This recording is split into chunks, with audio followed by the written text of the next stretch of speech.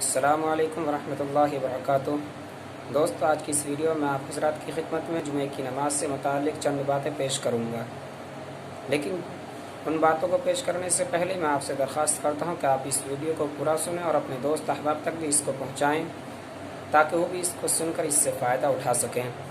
تو دوستو، جیسا آج کل ماحول چل رہا ہے، لوگ اپنے گھروں پر نمازیں ادا کر رہے ہیں، تو اسی سے متعلق جمعے کی نماز بھی لوگ اپنے گھروں پر ادا کر رہے ہیں۔ تو اب جمعے کی نماز سے متعلق آپ کی خدمت میں عرض یہ کرنا ہے کہ اگر کوئی شخص جمعے کی نماز جماعت کے ساتھ گھر پر پڑھنا چاہتا ہے تو اس جماعت کرنے کے لیے گھر پر جمعے کی نماز کرنے کے لیے کتنے آدمیوں کا ہونا ضروری ہے۔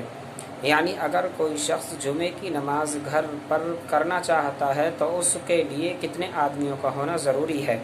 اسی طریقے پر اگر خطبہ پڑھا جائے تو کون سا خطبہ پڑھنا ضروری ہے۔ تو دوستو، میں آپ کو خطبے کی پوسٹ اس پر سیٹ کر دوں گا، تو آپ اس کو دیکھ سکتے ہیں۔ بہت ہی مختصر خطبہ ہے، یعنی اگر مختصر خطبہ ہو تو اس سے بھی کام چل جاتا ہے، بڑا خطبہ پڑھنا ہی کوئی ضروری نہیں ہے۔ اسی طریقے پر جمعے کی نماز کے لیے کافی کتنے آدمی ہو سکتے ہیں، تو جمعے کی نماز کے لیے 3 آدمی کافی ہو جائیں گے۔ یعنی امام کے علاوہ 2 آدمی ہوں تو وہ تینوں مل کر جماعت کر سکتے ہیں۔ 3 آدمی یعنی ان میں سے ایک امام اور 2 مقتدی ہو جائیں تو تینوں آدمیوں کی جماعت ہو جائے گی۔ یعنی جمعے کی نماز کے لیے 3 آدمیوں کا ہونا کافی ہے۔